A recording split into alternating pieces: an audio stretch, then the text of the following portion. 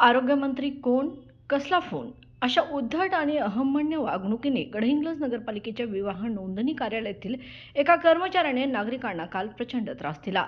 विवाह नोंदणी प्रक्रिया जाणीवपूर्वक लांबवण्याचा त्याचा प्रयत्न अखेर पालकमंत्र्यांच्या हस्तक्षेपानंतर फसला.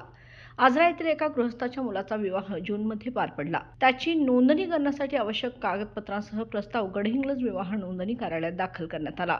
दिनांक 1 डिसेंबर रोजी नोंदणीची अधिकृत प्रक्रिया पूर्ण व्हावी म्हणून मुहूर्त मिळाला होता. मात्र दरम्यानच्या काळात कर्मचारी परिठे सुट्टीवर असल्याचे किंवा अधीक्षक अधिकारी खोत उपलब्ध नसल्याचे कारण देत ही प्रक्रिया वारंवार टाळली जात होती. सोमवारच्या मुहूर्तावर सर्व साक्षीदारांना कार्यालयात आणल्यानंतर अधीक्षक खोत 2 वाजता जेवायला जातील अशी माहिती देण्यात आली. आधीच लांबणीवर गेलेल्या प्रक्रियेमुळे साक्षीदार कसे थांबतील याची चिंता होताच संबंधित पालकांनी जिल्ह्याचे पालकमंत्री व आरोग्यमंत्री आबिटकर यांच्याशी संपर्क साधला. यावेळी फोनवरून कार्यवाही गतीने होईल अशी अपेक्षा असताना कर्मचारी परिटे यांनीच कोण आरोग्यमंत्री, कसला फोन अशी उद्धट विचारणा करून वादाला तोंड फोडलं. त्यानंतर त्यांनी लगेचच अधीक्षक खोत यांच्या दालनात जाऊन ते आता 4:30ला उपलब्ध होतील असा नवीन जाहीरनामाच काढला.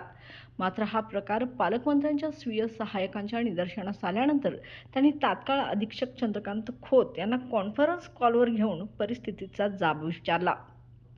त्यानंतर अवघ्या काही मिनिटातच जादूच्या कांडीसारखी प्रक्रिया पूर्ण करण्यात आली आणि विवाह नोंदणी कागदपत्रांसह सही करण्यात आली. या संपूर्ण प्रकरणामुळे आता उपस्थित नागरिकांमध्ये संताप व्यक्त झाला.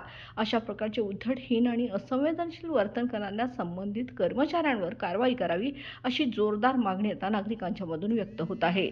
तारा न्यूजसाठी प्रतिनिधी हसन तकीलदार, आजरा.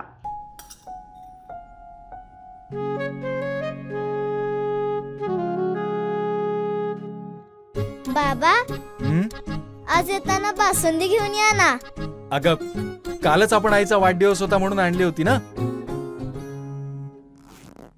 ऐकलं? गोकुळची बासुंदी पुन्हा खावीशी वाटतेय. खरं सांगू, मलाही खावीशी वाटतेय. पुन्हा पुन्हा खावीशी वाटणारी गोकुळ बासुंदी.